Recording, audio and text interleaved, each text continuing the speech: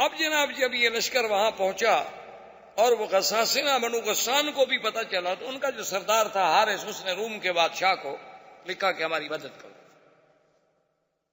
اصل ان کی بزدلی کی وجہ یہ بنی کہ وہ ارادہ کر رہے تھے بنو غسان کہ ہم مدینے پہ حملہ کریں، اور اب وہ حیران ہو گئے کہ ہم مدینے پہ کیا حملہ کریں، مدینے سے تو مسلمان ہم پر حملہ کرنے کے لیے چل پڑے ہیں۔ اس نے پھر روم کے بادشاہ کو لکھا کہ ہماری مدد کریں، چونکہ ہم آپ کے حلیف ہیں۔ تو روم کے بادشاہ نے ہرقل کی قیادت میں، ہرقل کے بھائی کی قیادت میں 1,00,000 کا لشکر بھیجا، جس میں 50,000 تو گھوڑ سوار تھے، اور غساسنہ جو تھے ان کے پاس بھی 1,00,000 کا لشکر پہلے سے موجود تھا۔ تو اب آپ اندازہ کریں کہ 3,000 آدمی اور مقابلہ 2,00,000 سے، جن میں 50,000 تو صرف گھوڑ سوار ہیں، اور سر سے لے کر پاؤں تک وہ لوہے کے خودوں میں اور پیتل کے اس پلیٹوں میں چھپے ہوتے تھے کہ بس سوائے آنکھوں کے کچھ نظر ہی نہیں آتا۔ لیکن صحابہ وہ تو قوت ایمان سے لڑنے والی قوم تھی نا، وہ عادات سے لڑنے والی تو قوم ہی نہیں تھی۔ ان کا تو ایک ایمان تھا کہ بھئی مسلمان ہر حال میں کامیاب ہے، اگر آدمی مارا جائے شہید ہو جائے گا، بچ گیا تو غازی بن جائے گا، ہمارا تو گھاٹا کسی حال میں ہوتا ہی نہیں۔ جب گھاٹا ہی نہیں تو ڈرے کیوں؟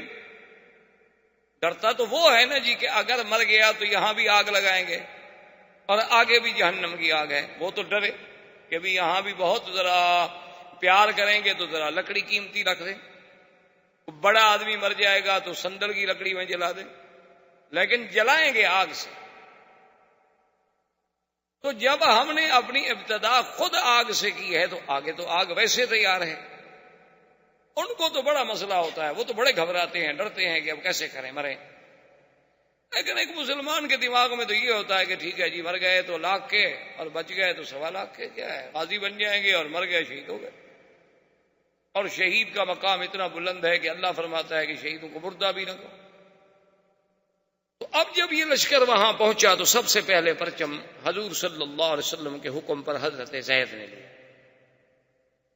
اور انہوں نے کہا کہ بھئی اب باتیں کرنے کا وقت تو ہے نہیں۔ ان کو پیغام دیا شریعت کے مطابق، جو حضور کا فرمان تھا کہ بھئی 3 چیزیں ہیں ہماری، یا اسلام لے آؤ، یا جزیہ قبول کرو، ہمارے باج گزار بن جاؤ، ہمارے تابع بن جاؤ، اور نہیں تو بیننا و بینکم السیف، پھر تمہارے ہمارے درمیان فیصلہ تلوار کرے گی۔ انہوں نے کہا عجیب لوگ ہیں، 2,00,000 ہمارا لشکر ہے، 3,000 آدمی ہم سے آئے تلوار سے مقابلہ کرنے کے لیے۔ تو انہوں نے اپنے 5-4 ہزار آدمی کو حکم دیا کہ بھئی اب 2,00,000 کو لڑنے کی کیا ضرورت ہے، 3,000 کے مقابلے میں 4,000، 5,000، 6,000 بھیج دو۔ بھیج دیا، لیکن اللہ کی شان ہے کہ مسلمان اتنی طاقت سے اور اتنی قوت سے لڑے اور اتنی بے جگری سے لڑے کہ بھئی شام ہو گئی اور ان کی تو کشتوں کے پشتے لگا دیے مسلمان نے، اور مسلمانوں کا ایک بندہ بھی شہید نہیں ہوا۔ جب مغرب ہوئی، جنگ ختم ہوگی۔ پہلے دور میں تو یہ ہوتا تھا نا، اب تو ریموٹ کنٹرول سے جنگیں ہوتی ہیں نا، اپنے ملک میں بیٹھو بٹن پہ ہاتھ لگاؤ، بات ختم ہو۔ وہاں تو یہ ہوتا تھا نا کہ جب رات ختم ہوگی، جو مر گئے ہیں ان کو بھی تو اٹھانا ہے نا، اور پھر کوئی ایک دوسرے کو منع نہیں کرتا تھا۔ لاشیں باقاعدہ اٹھاتے تھے، وہ اپنی لاشیں لے جاتے، وہ اپنی لاشیں لے جاتے، وہ اپنے زخمی لے جاتے، وہ اپنے زخمی لے جاتے، یعنی عجیب جنگیں ہوتی تھی۔ تبہ اکبر نے جب مدینہ منورہ پہ حملہ کیا اپنے دور میں، حضور صلی اللہ علیہ وسلم کی ولادت سے بھی پہلے جب مدینے پہ حملہ کیا تو عجیب اس نے رنگ دیکھا۔ اس نے اپنے علماء کو، رہبان کو بلایا کہ یار یہ کون سا شہر ہے جس پہ ہم نے حملہ کیا ہوا ہے؟ انہوں نے کہا جی یہ یثرب ہے۔ انہوں نے کہا کیسے لوگ ہیں، دن کو ہمارے ساتھ لڑتے ہیں، شام کو ہمارے لیے کھانا بیچتے ہیں۔ انہوں نے کہا میں تو اس شہر سے نہیں لڑتا، بس چلو آگے، بس چھوڑو، کیا لڑنا ہے۔ وہ شام کو کھانا پکا کے ہماری فوج کے لیے کھانا بھی بیچ دیں گے تو ہمارے مہمان ہو، اور سارا دن لڑائی کرتے کہ جب تم لڑنے آئے ہو تو ہم لڑنے کے لیے بھی تیار ہیں، لیکن رات ہو گئی آپ روٹی کہاں پکاؤ گے، ہمارے گھر والے ہیں، ہمارے تو بچے ہیں نا ادھر، کھانا تو ہم بھیجیں گے آپ۔ اس دور میں کچھ لوگوں کے کردار تھے، کچھ روایات تھے۔ اب تو بدقسمتی یہ ہے نا کہ ہم ایک ایسے دور سے گزر رہے ہیں، ہم ایک ایسے عصر میں، ایسے قرن میں آ گئے ہیں کہ بھئی جس کے کوئی روایات ہی نہیں رہے، نہ اخلاق رہا، نہ کردار رہا، نہ روایات رہا، نہ کوئی مردانگی کے اصول رہے، نہ دوستی اور دشمنی کے کوئی ضابطے رہے۔ اب ہم تو بالکل قعر مذلت میں گر چکے۔ جیسے کہ حالی نے کہا تھا، اے خاصہ اے خاصان رسل، وقت دعا ہے امت پہ تیری آ کے عجب وقت پڑا۔ اب تو ہماری لڑائی ہوتی ہے کرکٹ کے میدان میں فلمی اداکاریں بھیج کر، حسینائیں عالم کے مقابلے۔ کوئی مسلمانوں کا مجھے آپ میگزین یا ایک اخبار دکھائیں جو بغیر عورتوں کے فوٹو کے بکتا ہو، ایک اخبار۔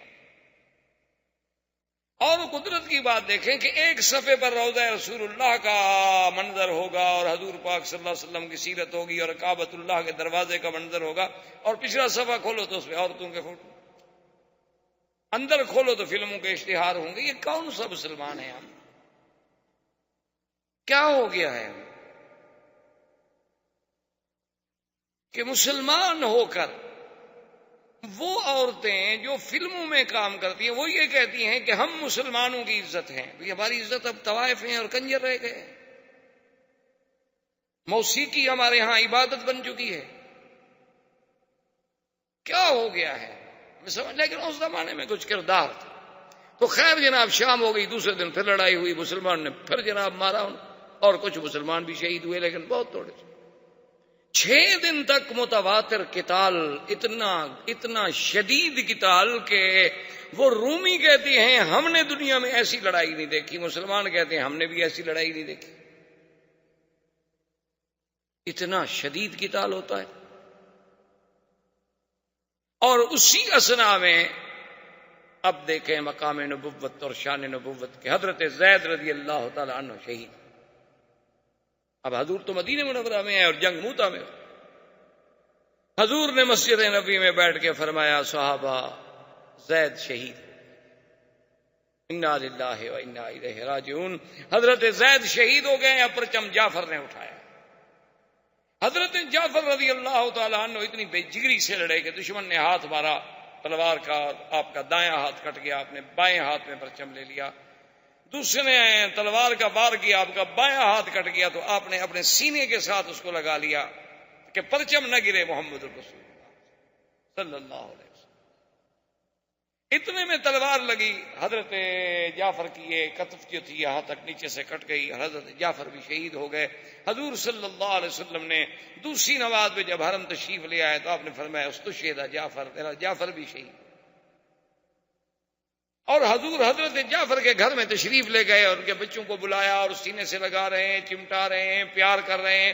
تو جعفر کی بیوی آ گئی، اس نے کہا اخبرنی یا رسول اللہ، مجھے بتائیں بات کیا ہے، آپ نے کبھی ایسے نہیں کیا ہمارے بچوں کے ساتھ۔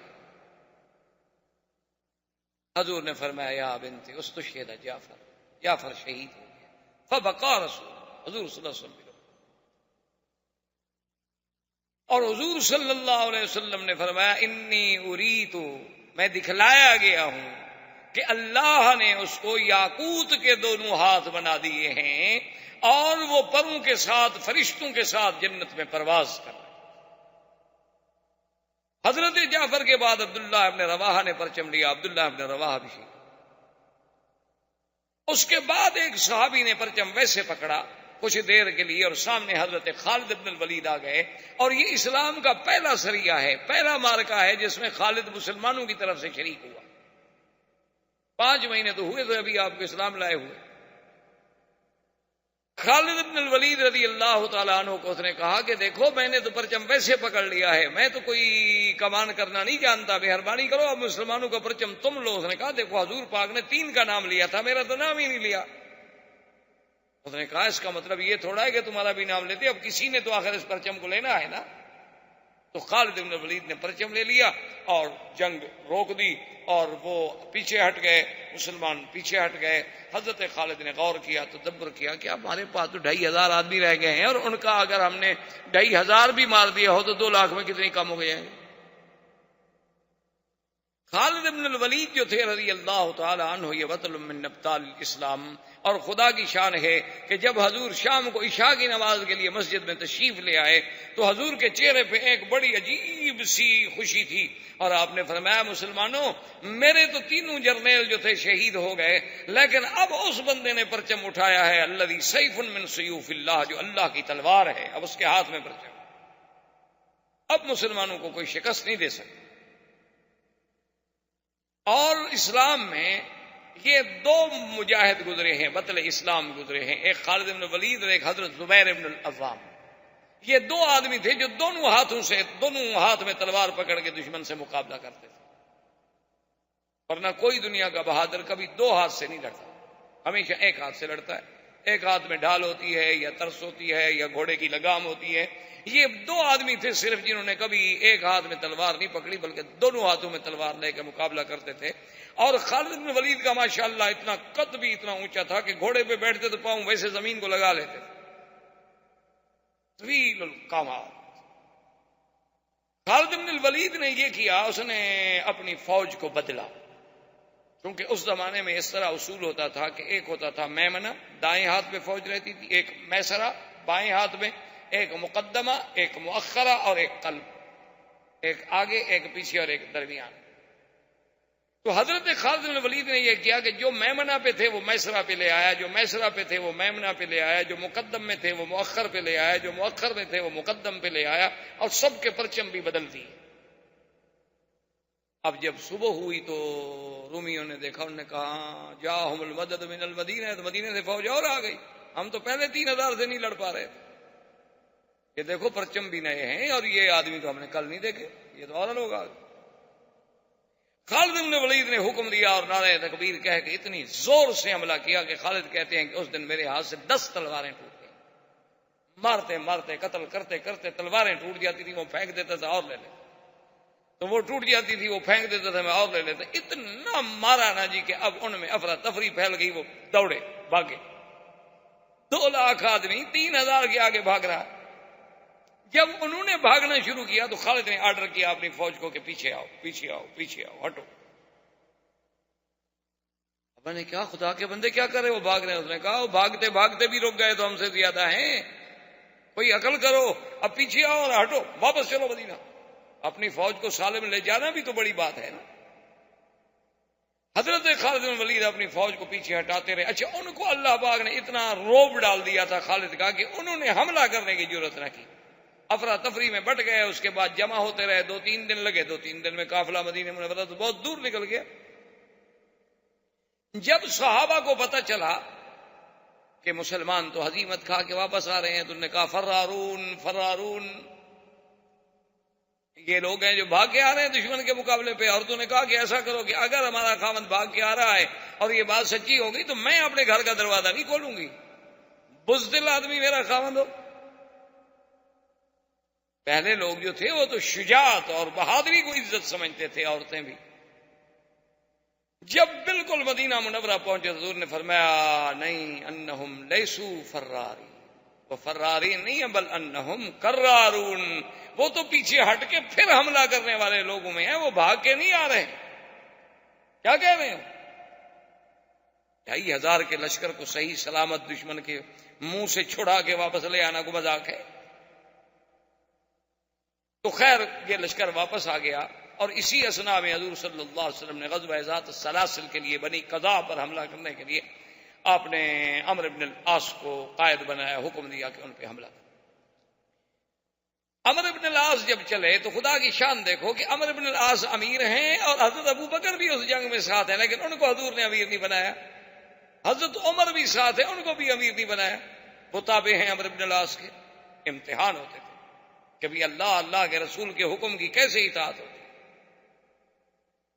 جب یہ راستے میں چلے تو انہیں پتہ لگا کہ بنی قضاء جو ہے وہ تو بہت بڑا قبیلہ ہے، ہم تو سارے 200 آدمی ہیں۔ انہوں نے پھر پیغام بھیجا حضور کی خدمت میں کہ ہم بہت تھوڑے ہیں اور ان کا لشکر بہت بڑا ہے ہماری مدد کے لیے۔ تو حضور نے ابی عبیدہ بن الجراح کو اور آدمی دے کے بھیجا ان کی مدد کے لیے۔ تو ابی عبیدہ کا لشکر جب پہنچا عمرو بن سالم کے پاس، عمرو بن العاص کے پاس، اس نے پوچھا کہ دیکھو بات سنو، مسلمان کتنا؟ انہوں نے کہا کہ 200 کا لشکر اور آ گیا ہے۔ نماز کا وقت آیا تو سب نے کہا کہ ابھی عبیدہ چونکہ زیادہ بڑے تھے نا صحابیت میں کہ وہ نماز پڑھائے۔ عمرو بن العاص نے کہا کہ نہیں، وہ کیوں نماز پڑھائے؟ اللہ کے نبی نے مجھے امیر بنا کے بھیجا ہے، نماز جو ہے وہ تو امیر پڑھائے گا، کیونکہ اسلام کا یہ حکم ہوتا تھا کہ جو خلیفۃ المسلمین ہے وہ نماز پڑھائے، جو امیر ہے وہ نماز پڑھائے۔ آج اگر ان کو نماز پڑھانی پڑے کیا خیال ہے آپ کا؟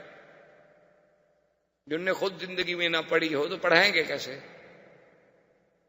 وہ نماز کیسے پڑھائیں گے؟ ہمارے علاقے میں ایک عید کا موقع تھا اتفاق سے، تو اتفاق ایسا ہوا کہ انہوں نے مولوی صاحبان کو جو بلایا نا، تو ایک بریلوی مولوی بھی نماز پڑھانے پہنچ گیا، ایک دیوبندی بھی پہنچ گیا، ان کا بھی عالم آ گیا، ان کا بھی عالم آ گیا۔ اب کچھ لوگ کہیں یہ پڑھائے، وہ کچھ کہیں وہ پڑھائے، جھگڑا ہو۔ تو وہاں ایک پیر صاحب تھے، بڑے بجی شکل، خوبصورت ماشاءاللہ، اور بڑے بہت بڑے ان کے مریدین بھی تھے، اور بڑا ان کا وقار بھی تھا، سیاسی بھی، زمیندارہ بھی، بہت بڑے جاگیردار بھی تھے۔ تو وہ جب آ گئے تو لوگوں نے کہا کہ اچھا ایسا کرو گے، جھگڑا نہ کرو، اب وہ مولوی اس کے پیچھے نہیں پڑتا، وہ مولوی اس کے پیچھے نہیں پڑتا، تو سید بھی ہیں، آل رسول بھی ہیں، پیر بھی ہیں، ان کو منت کرتے ہیں کہ یہ عید پڑھا دیں۔ تو سب لوگ ان کے پاس آ گئے، انہوں نے کہا کہ جی ہم نے فیصلہ کیا ہے لڑائی نہ ہو، آپ عید پڑھا دیں۔ اب پیر صاحب کہیں کہ نہیں بھائی نہیں ہے، مولوی صاحبان میں سے کسی کے پیچھے پڑھ لو۔ لوگ کہیں کہ نہیں حضرت آپ پڑھائیں۔ لوگ کہیں دیکھو جی پیر صاحب کتنا متواضع آدمی، اصل پیر نے کبھی عید پڑھائی ہو تو پڑھائے نا، اس کے لیے تو مصیبت آ گئی، پڑھاؤں کیا؟ اس بیچارے کے لیے تو عذاب آ گیا نا۔ وہ کہ نہیں جی نہیں حضرت، یہ علماء ہیں ان کا، انہوں نے کہا نہیں حضرت آپ آل رسول ہیں، سید ہیں، جہاں سید موجود ہو، قریشی موجود ہو، اور امام کیسے بن سکتا ہے؟ اب حضرت نے عید کے بجائے جنازہ پڑھا دیا، جو حضرت کو آتا تھا۔ اب سلام پھیر کے لوگ بیٹھے ہوئے ہیں کہ یہ تو نئی عید ہے، اس کی تکبیریں بھی الگ ہیں، اس کے بعد جناب یہ ہے کہ نہ کوئی خطبہ ہے نہ کوئی بات ہے، یہ کون سی عید ہے؟ تو انہوں نے کہا کہ حضرت نے کہا بس ان دو حضرات کے اختلاف کا میرے ذہن پہ اتنا اثر ہوا کہ میں یہ سمجھ نہیں آیا کہ میں نے کیا پڑھا ہے، بہتر ہے کہ پھر عید پڑھ لو۔ تو پھر بریلویوں نے بریلویوں کے پیچھے پڑی، دیوبندیوں نے دیوبندیاں نے، ایک میدان میں 3 عیدیں ہو رہی۔ تو بہرحال اس زمانے میں اسلام یہ کہتا ہے کہ نہیں، جو خلیفہ ہوگا، جو امیر ہوگا، وہی امام ہوگا۔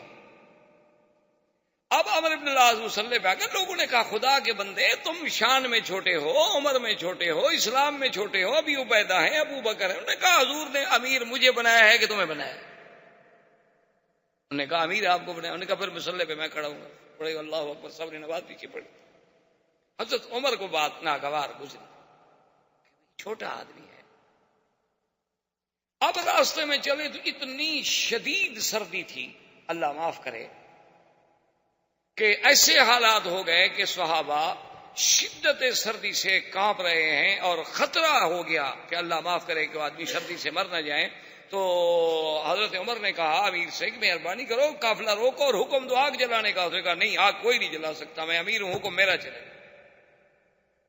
آگ نہیں جلانے دی، ساری رات صحابہ نے ایسے سردی میں گزارا۔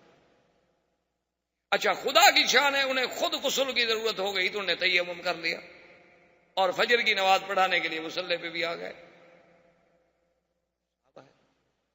عمر نے کہا اللہ کے بندے، ہم وضو کے ساتھ ہیں، تم تیمم کے ساتھ ہو، تم امام بن رہے ہو۔ انہوں نے کہا امیر میں ہوں۔ انہوں نے کہا غسل کر لو۔ انہوں نے کہا غسل میں نہیں کرتا، تیمم میں نے کر لیا۔ انہوں نے کہا پانی موجود ہے تو تیمم کیسے بات کا ہوتا ہے؟ انہوں نے کہا سردی ہے، میں مر جاؤں۔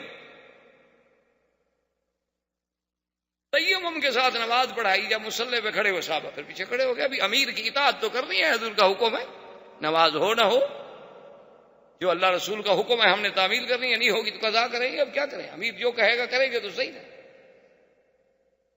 اب جناب بہرحال وہ لشکر بنی قضاء کے پاس پہنچا اور اس کے ساتھ مقابلہ ہوا۔ اچھا اب خدا کی شان یہ ہے کہ مقابلے میں اللہ نے فتح دی، کامیابی دی، اور دشمن منتشر ہو گیا۔ جب وہ منتشر ہو گیا تو اس نے کہا کہ واپس چلو۔ حضرت عمر غصے میں حضرت ابو بکر کے پاس ہے، انہوں نے کہا یہ اچھا امیر ہے ہمارا بھائی، نہ آگ جلانے دیتا ہے، بغیر وضو کے حضرت نماز پڑھا دیتے ہیں۔ اب ہم جیت گئے، دشمن بھاگ رہا ہے، کہتے واپس آؤ۔ اب حکم نہ مانے تو امیر کی مخالفت ہے نا۔ حضور نے فرمایا من اطاع امیری فقد اطاعنی ومن عصی امیری فقد عصانی، جس نے میرے بنائے ہوئے امیر کی مخالفت کی اس نے میری مخالفت کی۔ اب مخالفت تو کر نہیں سکتے۔ حضرت ابو بکر نے کہا فہدایا عمر، ٹھنڈے ہو جاؤ، اللہ کے رسول نے، میں بھی موجود تھا، تم بھی موجود تھے، امیر اس کو بنایا ہے یا ہمیں بنایا ہے؟ میں کہا امیر تو ان کا، پھر اللہ کی رسول کی مرضی۔ اور جب ہمارا ایمان ہے کہ اللہ کا رسول کوئی بات اللہ کے فرمان کے بغیر نہیں کرتے، تو پھر اعتراض کرنے کی کیا بات ہے؟ واپس آ گئے۔ بہرحال حضور کو شکایت کی گئی۔ حضور نے عمرو بن العاص کو بلایا کہ بھئی تم نے بڑے صحابی کو نماز نہیں پڑھانے، کہا حضور امیر میں تھا۔ آپ نے فرمایا ہاں بات تو ٹھیک ہے۔ اور نے کہا تم نے آگ نہیں جلانے دی، اللہ کے بندے، صحابہ ساری رات سردی میں ٹھٹرتے۔ اس نے کہا حضرت میں آگ جلاتا دشمن کو پتہ نہ لگ جاتا کہ ہمارے ہیں؟ آگ دیکھتا نہیں وہ؟ اور یہ بات بھی اس کی ٹھیک ہے۔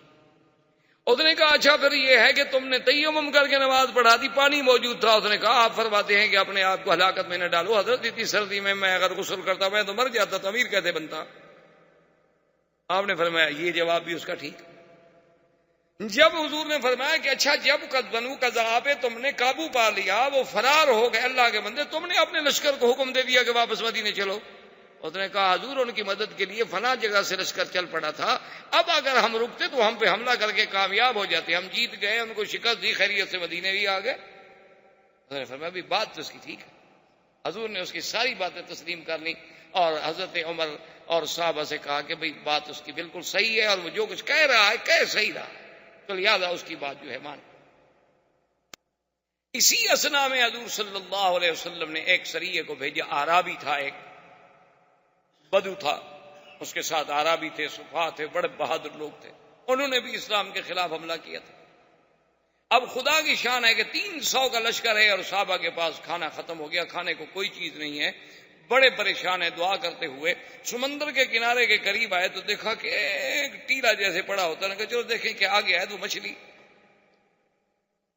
تو 3 مہینے تک صحابہ اسی ایک مچھلی سے کھاتے رہے، اس کا نام تھا امبر۔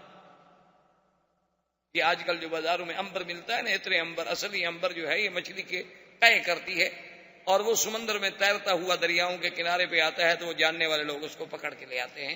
اصل میں یہ اسی امبر مچھلی کی قے ہوتی ہے۔ تو وہ اتنی بڑی مچھلی تھی کہ جب صحابہ کھاتے رہے تو ان نے تجربے کے طور پر اس کی جو آنکھ کی گلائی تھی نا، اس میں 10 صحابی بیٹھ گئے، اور جب اس کے ڈھانچے کو کھڑا کیا تو ایک صحابی جو سب سے بڑے لمبے قد کے تھے، اس کو اونٹ کے اوپر کہا کہ تم کھڑے ہو جاؤ۔ اونٹ کے اوپر کھڑا ہوا، لیکن پھر بھی وہ ڈھانچہ اوپر رہا۔ وہ گوشت کھا رہے ہیں اور اس کا جناب تیل استعمال کر رہے ہیں۔ صحابہ کو تو اللہ نے رزق دے دیا، واپس آئے، حضور نے فرمایا حل معکم شیء، اس میں سے مچھلی سے کچھ تمہارے پاس ہے؟ انہوں نے کہا حضور ہاں گھی بھی لائے ہیں، اس کا گوشت بھی ہے۔ آپ نے فرمایا لے آؤ مجھے بھی کھلاؤ۔ حضور صلی اللہ علیہ وسلم نے بھی وہ نوش فرمایا۔ اور اسی اثنا میں آپ نے پڑھا ہوگا انشاءاللہ یا سنا ہوگا کہ جب حدیبیہ میں صلح ہوئی تھی تو صلح میں ایک شرط یہ بھی تھی کہ جو قبیلہ جس کا حلیف بننا چاہے، قریش کا بنے یا اسلام کا بنے، تو بنو بکر بنے تھے حلیف قریش کے، اور بنو خزاعہ حلیف بنے تھے حضور صلی اللہ علیہ وسلم۔ تو اب بنو بکر نے شرارت کرنی شروع کر دی، وہ کیا کریں، رات کو جا کے بنو خزاعہ پہ حملہ کر۔ اچھا خدا کی شان ہے، حملہ کرنے جائیں، جو حملہ کرنے جائیں وہ مارے جائیں۔ بنو خزاعہ والے آگے ہوشیار وہ مار دیں، ایک حملہ کیا مارے گئے، دوسرا حملہ کیا خود مارے گئے، تیسرا حملہ کیا خود مارے گئے۔ اب بنو بکر جو تھے وہ اکٹھے ہو کے قریش کے پاس آئے، اور اسی سہیل ابن عمرو، وہ جو صلح لکھنے والا شخص، ابو سفیان، سہیل ابن عمرو، حارث ابن ہشام، ان کے پاس آئے دارالندوہ میں۔ انہوں نے کہا کہ دیکھو ہم آپ کے حلیف ہیں، اور بنو خزاعہ والوں نے تو ہمارے اتنے بندے مار دیے ہیں۔ انہوں نے کہا کہ دیکھو ان نے تو نہیں مار دیے، حملہ تو تم نے کیا ہے۔ انہوں نے کہا ہم نے حملہ کیا، کچھ کیا، لیکن بندے ہمارے مارے گئے، ہم نے بدلہ لینا ہے، تم ہمارے حلیف ہو، ہماری مدد کرو۔ انہوں نے کہا اچھا یہ بات راز میں رکھو، کہیں حضور صلی اللہ علیہ وسلم تک مدینے میں نہ پہنچ جائے، چونکہ ہمارا تو معاہدہ ہے کہ لڑائی نہیں کرنی، لیکن ہم تمہاری مدد کریں گے۔ تو بنو بکر کو جب قریش کی مدد کا حکم ملا تو اور بہادر ہو گئے۔ اب بنو خزاعہ نے سوچا کہ یہ 2-3 دفعہ اپنے بندے مروا چکے ہیں اور بہت بڑی لڑائی کر نہیں سکتے، چونکہ معاہدے میں طے ہو چکا ہے 10 سال کے لیے جنگ نہیں ہونی ہے۔ تو اب جناب ان کے کچھ آدمی طواف کرنے کے لیے مکہ میں آئے اور اطمینان کے ساتھ بغیر کسی ہتھیاروں کے، اور بنو خزاعہ کا ایک سردار تھا، اس کا نام تھا بدیل ابن ورقہ، اس کا گھر مکے میں تھا۔ بنو خزاعہ کا قبیلہ تو باہر رہتے تھے، لیکن اس کا ایک گھر مکے میں بھی تھا۔ جب وہ مکے میں ہوتا تو اپنے گھر میں رہتا۔ یہ آدمی بیچارے آئے، ابھی یہ حرم میں داخل ہوئے اور بنو بکر نے قریش کے ساتھ مل کے حملہ کر دیا۔ جب حملہ کر دیا تو قریب کیا کریں، وہ تو بالکل نہاتے ہیں۔ وہ دوڑے اور بدیل ابن ورقہ اپنے سردار کے گھر پہنچے کہ بھئی وہاں جائیں، کم از کم ہمیں اس کے گھر میں پناہ مل جائے گی، اندر کوئی ہمیں ہتھیار مل جائیں گے۔ آگے آئے، خدا کی شان ہے، دروازہ بند ہے، وہ دروازہ بھی نہ کھلا، وہاں سے بھاگے، وہ حرم میں داخل ہو گئے۔ لیکن قریش نے اور بنو بکر نے ان کے 23 آدمی جو تھے وہ اللہ کے حرم میں قتل، حالانکہ حرم میں تو کافر بھی نہیں لڑتے تھے۔ بہرحال جب وہ قتل ہو گئے بنو خزاع کو پتہ چلا، بنو خزاع نے قریش سے کہا کہ بھی یہ تو غدر ہے، ہمارا فیصلہ کر۔ دار الندوہ میں اجتماع ہوا، ایک آدمی تھے عبداللہ ابن سعد ابن ابی السرح، یہ پہلے مسلمان ہو گیا، حضور کا کاتب تھا، وحی بھی لکھتا تھا، قرآن بھی لکھتا تھا، بعد میں یہ مرتد ہو کے بھاگ آیا، مکے آ گیا، وہ بھی موجود تھا۔ اس نے کہا دیکھو بات سنو، میں چونکہ مسلمانوں کے ساتھ رہا ہوں اور اللہ کے نبی کے ساتھ رہا ہوں، میں جتنے احوال کو جانتا ہوں تم نہیں جانتے ہو، میری اگر مشورہ مانتے ہو تو 3 باتیں ہیں، ان 3 میں سے کوئی ایک بات مانو۔ انہوں نے کہا کیا بات؟ انہوں نے کہا بات یہ ہے کہ تم نے عہد توڑا ہے، یہ عہد ہے کہ بھئی کوئی آدمی اب قریش اور حضور صلی اللہ علیہ وسلم کی جنگ نہیں ہوگی، اور جو حضور کا حلیف ہے وہ حضور کے ساتھ، جو تمہارا حلیف ہے تمہارے ساتھ، تو اس حلیف پر بھی اگر جنگ ہوگی تو وہ گویا مدینے والوں پر جنگ تصور ہوگی، اور تم نے بنو خزاع پہ حملہ کیا ہے، یہ تو اچھا نہیں۔ اور پھر اس سے بڑا کوئی جرم ہے کہ تم نے وہ حرم میں بھاگے بیچارے، تم نے حرم میں بھی قتل کر دیا۔ اب 3 باتیں ہیں، یا تو ایسا کرو کہ ان کے 23 آدمی مارے گئے ہیں، بنو بکر والوں میں بھی پیسے والے ہیں، تم بھی سردار ہو، پیسے اکٹھے کر کے ان کو دیت دے دو اور معافی مانگ لو کہ 23 آدمی کی دیت ہم دیتے ہیں۔ انہوں نے کہا نہیں، یہ تو کمزوری والی بات ہوئی نا کہ پھر ہم جائیں اور معافی مانگیں اور دیت ادا کریں۔ انہوں نے کہا اچھا اگر یہ نہیں کرتے ہو تو پھر ایسا کرو کہ بنو خزاع اور بنو بکر ان دونوں سے کہو کہ آج کے بعد تم دونوں لڑو مرو بچو جہنم میں جاؤ، ہم تمہاری کوئی مدد نہیں کریں گے، اور مدینے پیغام دے دو کہ جناب ان کی لڑائی ہوگی لیکن ہم نے جواب دے دیا، ہم اپنے حلیف کی مدد نہیں کر رہے، آپ بھی اپنے حلیف کی مدد نہ کریں، تو یہ ایک معقول بات ہوگی اور حضور مان لیں گے۔ انہوں نے کہا کہ ہمارے حلیف ہیں، ہم ان کو چھوڑ تو نہیں سکتے۔ اچھا تیسری بات بتاؤ کہ تیسری کیا ہو گا؟ تیسری پھر تیار ہو جاؤ، تلواریں تیار کرو، حضور حملہ کریں گے۔ وہ اپنے حلیف کو نہیں چھوڑیں، وہ اپنے خلفاء کی مدد کریں۔ انہوں نے کہا اچھا ٹھیک ہے بھائی دیکھا جائے گا۔ اس کے بعد انہوں نے سوچا کہ بھی معاملہ تو خراب ہو گیا ہے اور نقض عہد بھی ہم سے ہوا ہے۔ انہوں نے کہا ایسا کرو ابو سفیان کہ تم چلے جاؤ مدینہ منورہ اور کسی طریقے سے حضور صلی اللہ علیہ وسلم سے یہ کہو کہ حضور بڑا اچھا وقت گزر رہا ہے اور دیکھیں نا ماشاءاللہ آپ کو بھی اطمینان ہے، ہمیں بھی اطمینان ہے، آپ بھی اپنی دعوت اسلام دے رہے ہیں، ہم اپنا کام کر رہے ہیں، تو یہ عقد جو ہے نا ہم دوبارہ آئے ہیں تجدید کرنے کے لیے، اور مدت 10 سال کے بجائے 20 سال کا، ہم چاہتے ہیں آپ کی صلح ہماری اور قائم رہے۔ اور اگر حضور نے تجدید عہد کر دی اور مدت بڑھا دی اور دستخط کر دیے تو پھر حملہ نہیں کریں گے، کیونکہ تازہ عقد تجدید ہو گیا۔ اگر وہ بنو خزاع کا بدلہ لیتے تو عقد تجدید نہ کریں، عقد تجدید ہو گیا تو اب بنو خزاع کا کیسے مدد کریں گے؟ انہوں نے کہا کہ ہاں تلک المکیدہ، یہ ہے چال، اگر اس میں ہم کامیاب ہو جائیں تو پھر تو کام بن سکتا۔ ابو سفیان کو انہوں نے کہا کہ چونکہ مکے کے سردار تم ہو یہ کام تم کر سکتے ہو، اور تو کوئی چھوٹا موٹا آدمی تو کر نہیں سکتا، حضور ہر کسی کی بات تھوڑی سنیں گے۔ ابو سفیان چل پڑا مدینہ شریف کے لیے، اور انہوں نے کہا کہ ابو سفیان یہ کام جلدی کرو، حضور کو کہیں یہ پتہ بھی نہ لگ جائے کہ ہم نے بنو بکر کے ساتھ مل کے بنو خزاع کو نقصان پہنچایا ہے۔ لیکن بنو خزاع والوں نے ایک ان کا شاعر تھا سالم ابن عمرو، اس کو بھیجا کہ تم فوراً مدینے پہنچو اور حضور کو خبر دو کہ ہمارے ساتھ یہ ہو گیا۔ سالم ابن عمرو نے تو جی ایسے سفر کیا، حالانکہ وہ شاعر آدمی تھا لیکن اپنی قوم کا درد تو ہر کسی کو ہوتا ہے نا جی، وہ رات اور دن اپنا اونٹ دوڑاتا رہا، آرام تک نہیں کیا۔ وہ تو جو 6 دن کا سفر تھا نا 3 دن میں کر کے مدینے میں پہنچ گیا۔ حضور بیٹھے ہوئے تھے مدینہ مسجد نبوی میں، صحابہ بیٹھے ہیں تو آیا رونا شروع کیا، اور اس نے مرثیہ پڑا اپنی قوم کا کہ میرے جوان کیسے ان کی لاشیں حرم میں پھڑک رہی ہیں، 23 سر کٹے ہوئے ہیں اور 23 انسانوں کے ٹکڑے جو ہیں اللہ کے حرم میں بکھرے پڑے ہیں، اور قریش جو ہیں وہ بنو بکر کی مدد میں ہیں اور ہم لاوارث ہو گئے ہیں، ہمیں ہمارے حلفاء جو ہیں پوچھتے نہیں۔ اس نے ایسے انداز میں شعر پڑھے، حضور صلی اللہ علیہ وسلم کو بھی جوش آ گیا۔ آپ نے فرمایا نصرت یا سالم، نصرت یا سالم، نصرت یا سالم، سالم تمہاری امداد ہوگی، فکر نہ کرو، اللہ کا نبی تمہاری مدد کرے گا۔ بدیل ابن ورقہ جو ہے وہ بھی وفد لے کے چل پڑا حضور کو خبر دینے کے لیے، ان کا جو سردار تھا بنو خزاع کا آیا، اس نے کہا حضور ہمارے ساتھ تو ظلم ہو گیا کہ 23 جوان اور طواف کرتے ہوئے اللہ کے حرم میں قتل کر دیے جائیں، اس سے بڑا کوئی ظلم ہے؟ حضور نے فرمایا بدیل تم فکر نہ کرو، ہم تمہاری مدد کریں گے اور بدلہ لیں گے۔ ابو سفیان جا رہا ہے اور بدیل ابن ورقہ واپس آ رہا ہے مدینے سے۔ ابو سفیان نے ایک دوسرے کو ملے، اس نے کہا بدیل کیا حال ہے، خیریت ہے، کہاں گئے تھے، مدینہ گئے تھے؟ اس نے کہا نہیں مدینہ تو ہم نہیں گئے۔ کہاں گئے؟ انہوں نے کہا یہ مدینہ منورہ کی ایک طرف اور ایک قبیلہ تھا کہ وہاں میرے رشتہ دار ہیں، میں تو وہاں گیا تھا اور وہاں سے واپس۔ اس نے چھپایا کہ میں یہ نہ بتاؤں کہ حضور کو میں ابھی کہہ کے آ رہا ہوں۔ اس نے کہا تم مدینہ میں گئے بھی؟ انہوں نے کہا مدینہ میں نہیں گئے بھائی، میں اگر جاتا مدینہ تم سے کوئی ڈرنے کی بات ہے میں تمہیں بتا دیتا کہ میں مدینہ گیا تھا۔ خیر ابو سفیان نے بھی وہاں رات گزاری، بدیل بن ورقہ نے بھی وہاں رات گزاری۔ منزل تھی صبح کو بدیل بن ورقہ مکے کی طرف چل پڑا اور ابو سفیان نے اپنے جو ساتھی ساتھ تھے ان کو کہا کہ ٹھہرو، جا کے ان کے اونٹ جو ہے نا ان کی جہاں لید پڑی ہو نا وہ لید اٹھا کے لے آؤ۔ وہ لید اٹھا کے لے آئے تو ابو سفیان نے کہا اس کو توڑو، اس کے اندر کھجور ہے، کھجور کی گٹھلی ہے۔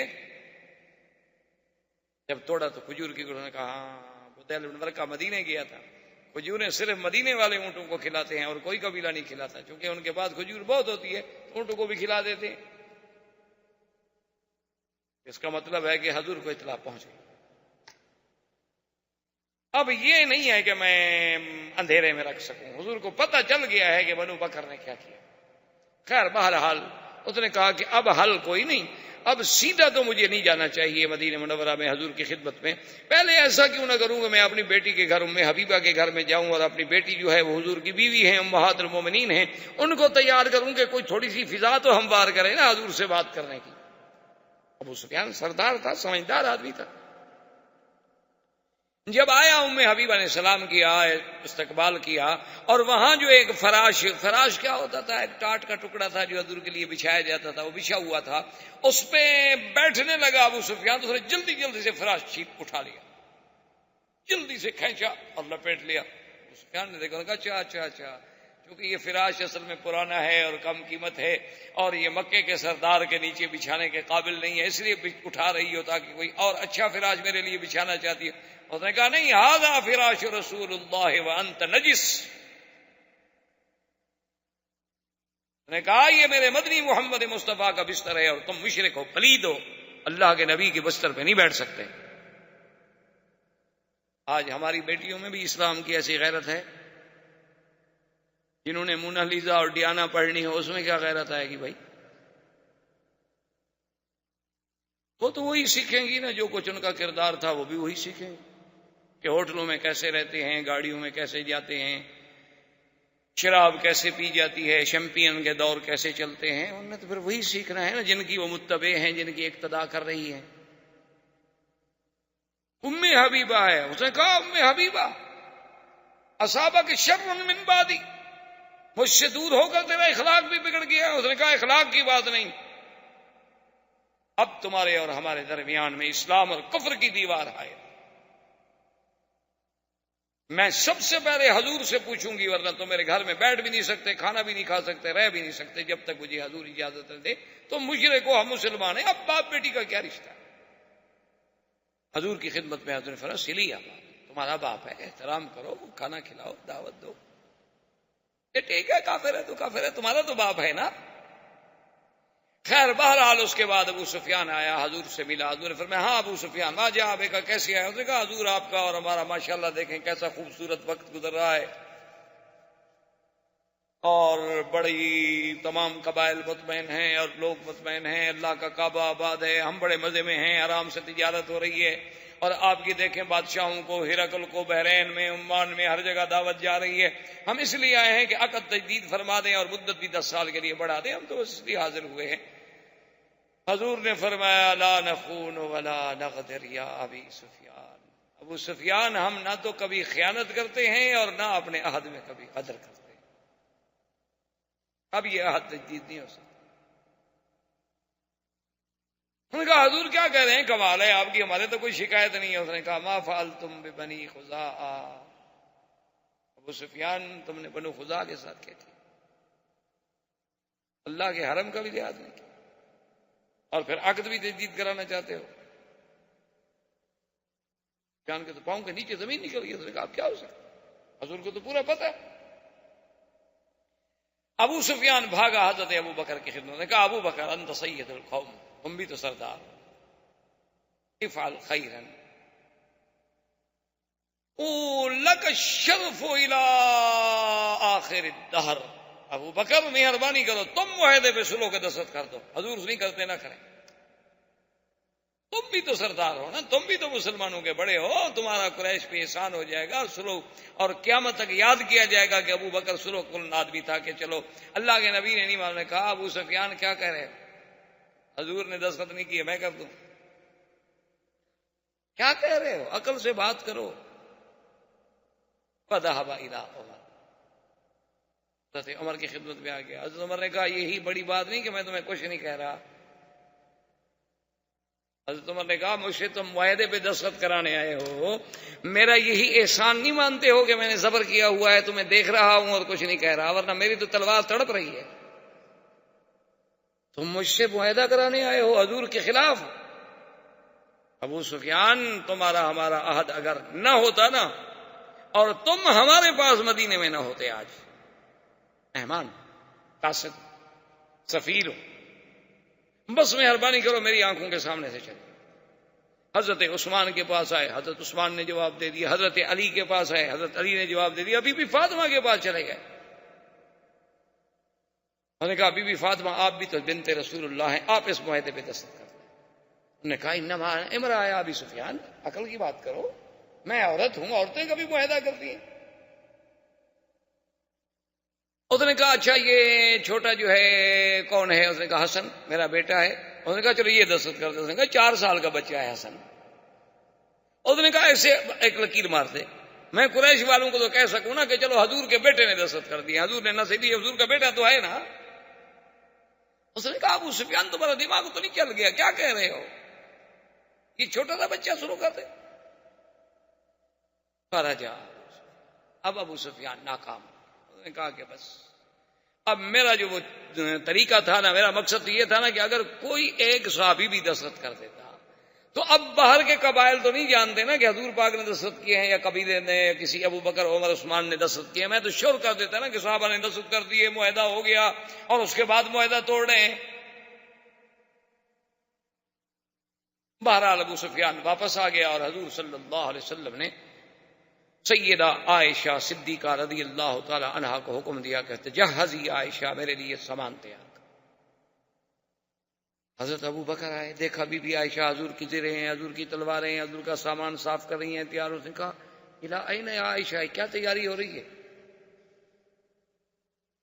اس نے کہا لا عالم یا ابت، حالانکہ اس کو پتا تھا، لیکن راز ہے رسول اللہ کا، بیٹی اپنے باپ کو بھی نہیں بتا رہی، کہا اللہ کے نبی کا راز ہے۔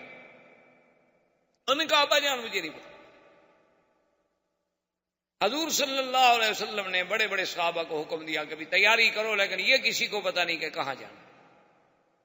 آخر جب لشکر مکمل طور پہ تیار ہو گیا تو 3500 کا لشکر لے کر حضور مدینہ منورہ سے نکلے، اور کسی کو پتا نہیں کہ کہاں جانا، الا بعض روایات میں ہے کہ ابا بکر و عمر، ان 2 کو پتا، باقی کسی بھی اور دیکھیں پھر اس زمانے میں سیرت کردار رسول اور سیرت رسول میں دیکھیں کہ حضور بحیثیت ایک جرنیل،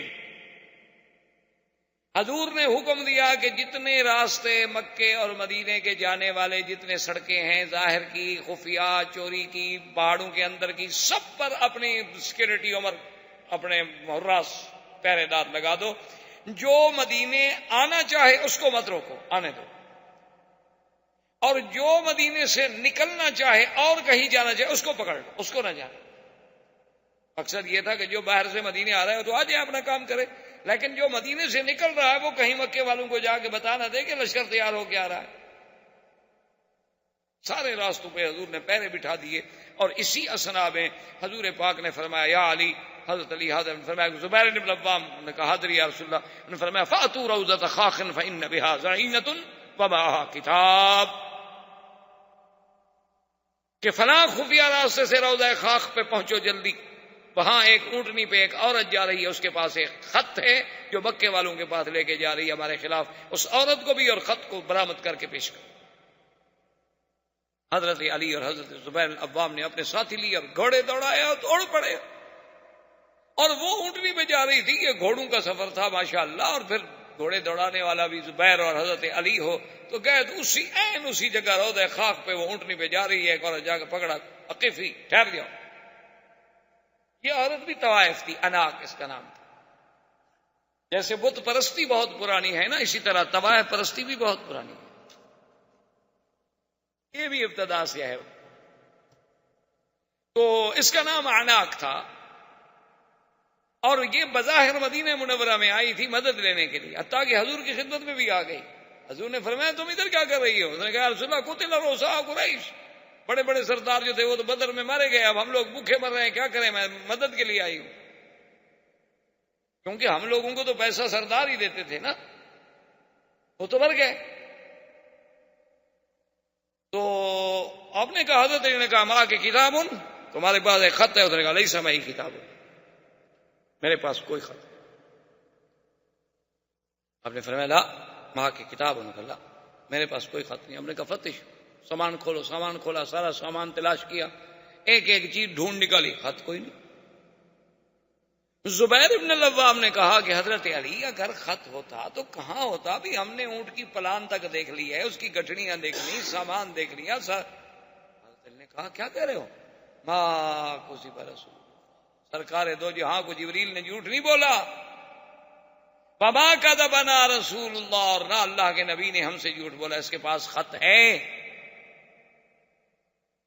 اس نے کہا علی واللہ لیس معی کتاب، میرے پاس کوئی خط نہیں، ایسے بلا وجہ آپ مجھ پر تشدد۔ حضرت علی نے فرمایا کہ بات سنو اناک، فخرج الکتاب واللہ لاجردنکی، اگر تم نے کتاب نہ دیا، وہ خط میرے حوالے نہ کیا، میں تمہارے کپڑے اتار دوں، پھر تلاش کر۔ اب ڈر اس نے کہا فاعرضا، اچھا اس نے کہا بھی تم سارے ادھر منہ پھیرو، آخر میں عورت ہوں۔ دیکھو اس وقت کی طوائف کو بھی شرم ہے کہ کوئی مرد مجھے نہ دیکھے، آج کا فیصلہ آپ خود کر لیں۔ تو سب نے ادھر منہ پھیر لیا، اس نے بال کھولے، بالوں کے اندر خط چھپایا ہوا تھا، اس کے بال تھے بہت بڑے، تو بالوں کو لپیٹ کے خط اندر رکھ کے ایسے موڑا بنا کے اوپر مچان بنا کے اوپر دوپٹہ ڈالا ہوا تھا اس نے۔ اب وہاں کس کو شبہ ہو سکے جی اتنا خط ہے بالوں کے اندر لپٹا ہوا، اب تو نکال کے دے دیا۔ اس نے کہا چلو حضور کی خدمت میں پیش کیا۔ وہ خط تھا حاطب ابن ابی بلتعہ، صحابی ہیں، انہوں نے خط لکھا تھا مکے والوں کو کہ قدم رسول اللہ، حضور کا لشکر آ رہا۔ حضور نے بلایا حاطب ابن، آپ نے فرمایا خط تم نے لکھا ہے؟ اس نے کہا نام اناق کو دیا تھا۔ حضرت عمر تو جوش میں تڑپ اٹھے، اس نے کہا دعنی یا رسول اللہ اضرب عنق ھذا المنافق، حضور مجھے اجازت دے میں اس منافق کی گردن اڑا دوں۔ اس نے فرمایا ماذا تقول یا عمر انه بدری وان اللہ اطلع الى اہل بدر فقال اعملوا ما شئتم فانی قد غفرت لهم۔ یا عمر کیا کہہ رہے ہو، یہ تو میرا بدری صحابی ہے، اور بدر والوں کے بارے میں تو اللہ کہہ چکے ہیں کہ جو کرو میں نے معاف کر دیا، تم کیسے قتل کر سکتے ہو اس کو؟ کہا تم کیوں لکھا تم نے؟ اس نے کہا یا رسول اللہ میرے بچے وہاں ہیں اور میرا کوئی نہیں ہے، واللہ خدا کی قسم ہے مجھے یقین ہے کہ اللہ آپ کی مدد کریں گے اور آپ کو فتح ہوگی۔ میں نے کہا خط کی ذریعے اطلاع دے کر قریشیوں پر میرا احسان ہو جائے گا تو میرے بچوں کا ذرا خیال کر لیں گے، میری بچوں کا لحاظ کر لیں گے، ان کو مدینے آنے دیں گے، اس کے علاوہ میرا کوئی مقصد نہیں تھا۔ انہوں نے فرمایا صدق، حاتم نے سچ کا ایک چھوڑ۔ حضور صلی اللہ علیہ وسلم کا قافلہ چلا تو اقرع ابن حابس التمیمی، بنو تمیم کا آدمی ہے، وہ پورے قبیلے کو لے کے آیا مسلمان۔ ابھی ماشاءاللہ حضور اس کی خوشی منا رہے تھے کہ اس کے بعد بنو سلیم جو ہیں 1000 گھوڑ سوار مسلح ہو کے آئے، انہوں نے کہا اشہد ان لا الہ الا اللہ، حضور ہم کلمہ پڑھ چکے۔ اور پھر وہ اپنا عیینت ابن حصن جو تھا بنو غطفان کا، وہ احمق المطاع، وہ آ گیا، اس نے کہا حضور اشہد ان لا الہ الا اللہ، یعنی ابھی حضور راستے میں ہیں 10,000 کا لشکر، مدینے سے چلے تھے تو 3,500 تھے، ابھی 2-4 منزلیں حضور نے طے فرمائی ہیں اور قبیلے دوڑے آ رہے، 10,000 کا لشکر ہے، جرار، گھوڑ سوار، اونٹوں پہ سوار، سلاح، اسلحہ، مقاتل۔ حضور صلی اللہ علیہ وسلم نے لشکر کو چلایا اور آپ نے طائف کی طرف توجہ کی۔ کیونکہ مدینے سے راستہ جو ہے وہ اسی طرح آتا ہے، مکہ بھی آ جائیں، طائف بھی چلے جائیں، تو قافلے کو اس طرف چلایا کہ لوگ سمجھیں کہ طائف جا رہے ہیں۔ بنی حوازن، اب صحابہ نے کہا انہو یرید بنی حوازن، اب حضور کا ارادہ جو ہے بنی حوازن کے ساتھ جنگ کا ہے، کیونکہ وہ طائف کے راستے میں آباد تھے، تو سب لوگوں کا دماغ اسی طرف چلا گیا کہ یرید بنی حوازن، یرید بنی حوازن، بنی حوازن کے ساتھ جا رہے ہیں، بنی حوازن کی طرف چل رہے ہیں۔ جب عین حضور صلی اللہ علیہ وسلم طائف اور بنی حوازن کے قریب آئے، فامر اصحابہ ان یتجہوا الی مکہ، کہ مکے کی طرف رخ کرو۔ حضور صلی اللہ علیہ وسلم مکہ کی طرف چلے۔ آپ اندازہ کریں رازداری کا کہ مدینے سے قافلہ چلا رہے ہیں، قافلے میں 10,000 تو مقاتل ہے صرف، پھر بچے بھی ہیں، عورتیں بھی ہیں، اور مکہ شریف سے 4 میل کے فاصلے تک کسی کو پتہ نہیں چلنے دیا حضور نے کہ ہم مکہ جا رہے ہیں، ماں سوائے ابو بکر عمر۔ اب حضور صلی اللہ علیہ وسلم نے صحابہ کو حکم دیا کہ فتجہوا الی مکہ، مکہ کی طرف توجہ کرو۔ اچھا، خدا کی شان ہے کہ بدیل ابن ورقہ، وہ جو بنو خزاعہ کا سردار تھا، وہ روزانہ شام کو نکل کے مکے سے باہر آتا تھا 2-2 4-4 میل سفر کر کے کہ حضور کی مدد کب آتی ہے۔ اس کو یہ خیال تو نہیں تھا کہ حضور لشکر لے کے آ جائیں گے، یہ تھا کہ بھی 200 400 500 1000 آدمی بھیج دیں گے ہماری مدد کے لیے۔ اسی اسنا میں ایک دن اتفاق کی بات دیکھیں کہ ابو سفیان نکلا، حکیم ابن حزام نکلا، اور ادھر سے بدیل ابن ورقہ نکلا، وہ ادھر سے وہ ادھر سے وہ ادھر سے، سب نکلے کہ مکے کے باہر جا کے ذرا معلومات کریں۔ کچھ معلوم ہوا تھا ابو سفیان کو کہ بھی کوئی لشکر جو ہے بنی حوازن کی طرف متوجہ ہے مسلمانوں کا۔ انہوں نے کہا دیکھیں تو صحیح، بھی واقعی وہ بنو حوازن کی طرف ہے، کہیں ادھر تو نہیں آ رہے۔ تو یہ جب تینوں نکلے تو رات کا وقت تھا، اور آگے تو آگ گئے، کھانے پک رہے ہیں، آگ جل رہی ہے۔ اب 10,000 آدمی آگ جلا رہا ہو تو کتنی جگہ پہ آگ ہوگی۔ ابو سفیان کھڑا ہو گیا، بدیل ابن ورقہ آیا، اس نے کہا بدیل من ہؤلاء، یہ کون ہے؟ اس نے کہا واللہ اللہ جانتا ہے، بنو حوازن، یمکن ہے بنو حوازن ہوں۔ کہا بنو حوازن کا کیا کام، اور بنو حوازن اتنے تو نہیں ہیں کہ اتنا بڑا لشکر ہو۔ من ہم، اس نے کہا اچھا ہو سکتا ہے بنی خزاعہ میرا قبیلہ ہو، بنو بکر کے خلاف لڑنے کے لیے تیار۔ نے کہا انا عارف بنو خزاعہ، میں جانتا ہوں تمہارے قبیلے میں اتنے لوگ ہیں، اس میں یہ کون ہے؟ اس نے کہا مجھے پتا نہیں، میں تو خود دیکھ کہہ رہا ہوں۔ نے کہا نہیں تمہیں پتا ہے، تم اس وقت کیوں نکلے ہو اسی راستے پر؟ انہوں نے کہا تو تم کیوں نکلے ہو؟ اس نے کہا ابو سفیان تو مکے کے سردار ہو، تو میں بھی بنو خزاعہ کا سردار ہوں، تم کیوں نکلے ہو اس وقت؟ حکیم ابن حزام کیوں نکلا ہے اس وقت؟ جیسے تم نکلے ہو ویسے میں نکلا ہوں۔ یہ کیا بات ہوئی کہ مجھے پتا ہے؟ چلو چلتے ہیں وہاں لشکر کی طرف، وہاں جا کے پوچھتے ہیں کہ کون ہے۔ اس نے کہا اچھا آپ ہمیں والے جانا چاہتے ہو، ہم سمجھ گئے کہ یہ مسلمان ہے، تمہاری مدد کے لیے آئے۔ اس نے کہا نہیں مجھے نہیں پتا، مسلمان ہے نہیں ہے، چلنا ہے تو چلو ہم چلتے ہیں تھوڑا سا۔ اب وہ کہاں جائیں؟ لیکن ابو سفیان ڈر گیا، اس نے کہا اتنا بڑا لشکر۔ اور خدا کی شان دیکھیں جی، عباس ابن عبد المطلب عم رسول اللہ صلی اللہ علیہ وسلم کے چچا اور محبوب چچا، خدا کی قدرت ہے وہ انتظار میں تھے، اسلام ان کے دل میں پہلے داخل ہو چکا تھا، انہیں پتہ چلا کہ مسلمانوں کا لشکر آ گیا ہے۔ وہ جناب رات کو نکلے اور سیدھے کیمپ میں جب آئے، پوچھا کون؟ نے کہا مسلمان۔ نے کہا این رسول اللہ، حضور کہاں ہیں؟ اچھا، حراس میں جو تھے، یعنی جو جسے آپ کہتے ہیں سیکورٹی، تو اس پہ حضرت عمر تھے۔ حضرت عمر نے عباس کا آواز پہچانا، کہا عباس، عباس ہو تم؟ اس نے کہا عمر زیادہ بات نہ کرو، دلنی الی رسول اللہ۔ اس نے کہا میں تمہیں حضور کا خیمہ بتاؤں، میں آ رہا ہوں تیرے پاس، میں ابھی بدلہ لیتا ہوں۔ نے کہا اشہد ان لا الہ الا اللہ، میں تو مسلمان ہو چکا ہوں خدا کے بندے۔ حضور نے جب آواز سنی، کہا عباس، عباس میرا چچا۔ اتنے میں عباس پہنچے، انہوں نے کہا اشہد ان لا الہ الا اللہ واشہد ان محمد رسول اللہ۔ ففرح رسول اللہ فکبر فقال اللہ اکبر اللہ اکبر۔ حضور نے فرمایا کہ اے مسلمانوں، اس سے بڑی خوشی میرے لیے کیا ہو سکتی ہے کہ آج مکے میں سے میرا چاچا مسلمان، یہ سب سے بڑی تمہارے لیے سعادت ہے۔ عباس نے کہا حضور میں تو کلمہ پڑھ لیا، میں تو مسلمان ہو گیا، لیکن ایک بات کروں، ناراض تو نہیں ہوں گے آپ؟ حضور نے فرمایا تو میرے چاچا ہو، جو بھی بات کرو، کیوں میں ناراض کیوں ہوں گا، بات کرو. اس نے کہا حضور اتنے بڑے لشکر سے اگر قریش پہ حملہ ہوا نا تو تمہاری قوم کا ایک بچہ بھی نہیں بچے گا، تمہارا مقابلہ نہیں کر سکتے. وہ دن ختم ہو گئے. یہ 10,000 کا لشکر جرار ہے، اس کا کون مقابلہ کر سکتا؟ تو حضور نے فرمایا عباس تم نے دیکھا نہیں انہوں نے کیا غدر کیا؟ اس نے کہا حضور انہوں نے تو جو غدر کیا میں کہتا ہوں اب بھی ان کو معافی دے، ورنہ پھر قریش کا تو کوئی بچہ بھی نہیں بچے. حضور نے فرمایا عباس تم تو مسلمان ہو گئے، قریش تو مجھ سے معافی نہیں مانگ رہے نا کہ میں معافی دوں. انہوں نے کہا حضور پھر مجھے اجازت دیں، میں جانے دیں ابو سفیان سے جا کے بات کرتا ہوں، ورنہ قریش نہیں بچیں گے، ایک بچہ بھی نہیں بچے گا مکے میں. اتنے لشکر نے جب حملہ کر دیا تو ایک بچہ بھی نہیں بچا، کیونکہ بنو سلیم ہیں، بنو غطفان ہیں، اور پھر وہ بنو خزاع ہیں جن کے 23 آدمی مرے ہوئے تھے، بنو تمیم ہیں، اور مہاجرین و انصار ہیں. حضور ان کے دلوں میں تو وہ کفار قریش کے خلاف جو لاوا ہے پک رہا ہے، کون بچے گا؟ مہربانی کرو ورنہ مکے میں قتل عام ہو جائے. حضور نے فرمایا اچھا. اس نے کہا حضور ایسا کریں کہ مجھے کوئی نشانی بھی دیں. آتا ہو بغلتا ہو، حضور نے اپنا بغلہ دیا کہ میرے خچر پہ بیٹھ کے جاؤ. تو حضرت عباس حضور کے خچر پہ مکہ کی طرف روانہ ہوئے. وآخر دعوانا الحمدللہ رب العالمین.